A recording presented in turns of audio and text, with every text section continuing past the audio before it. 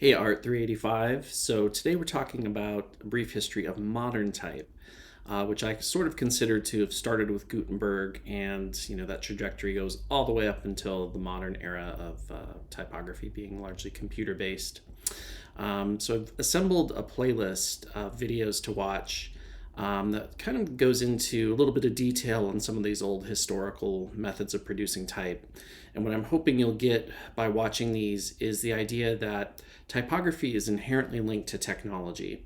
It used to be all hand done, like, as we saw with the cuneiform approach, in ancient times, to nowadays, very little hand done type actually exists, and it's more of a specialized art form that people can bring to their careers. But by and large, if you're doing typography in 2022, you're using a computer. And so, what I'm hoping you'll glean from this is just how that progression has saved a lot of time, let people experiment more with the artistry of typography. But there's also a consequence to that anytime something becomes really cheap and easy, it becomes less special. And so nowadays you have a lot of really bad typography where 100 years ago you maybe had less of it because it was just really expensive and really labor intensive to produce the type.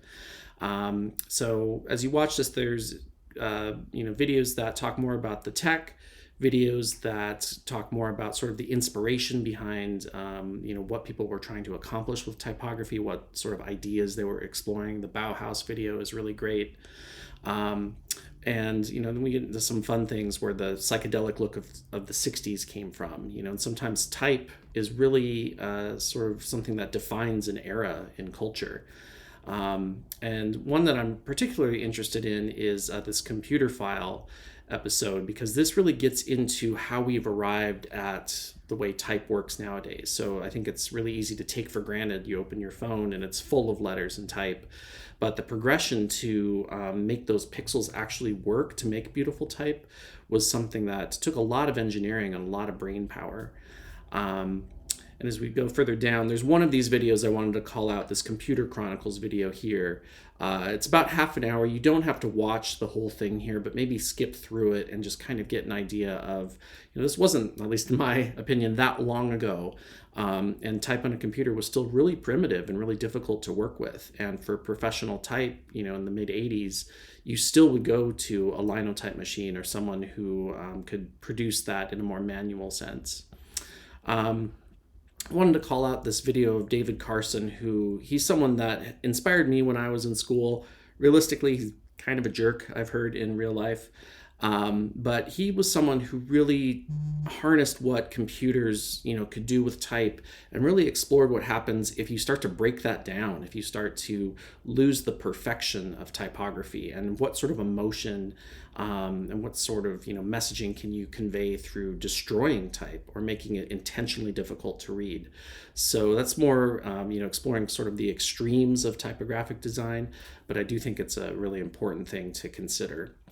And then this one in particular about bad typography, I think is really good to watch, and to realize that as designers, we kind of have a duty to make sure that the things that we're creating are functional, that they work in the real world, that they're not actually harming someone. I see this a lot with app design or things where if you're trying to navigate and using a design that is not well put together, real consequences can happen in the real world. And so, the Oscars situation here is a little funny.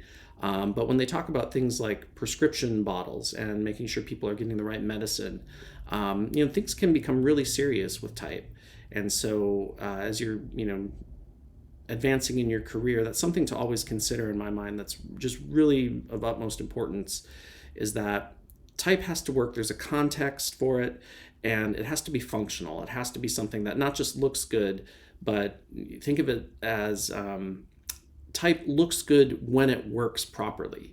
It's not just about the pure aesthetics of it. It's like, how is this typography actually functioning in the real world, and what is that bringing to people who are using it? So I hope you enjoy this playlist. I think at the end of this, then we'll really dive into starting to produce our own type and getting into the assignments of creating our own font. So at this point, once you get through all of these, should have, enough of a foundation of where type has come from, what humans have done to advance the art of typography. And yeah, then we're going to hit the ground running and start producing a lot of our own beautiful type. So I hope you enjoy.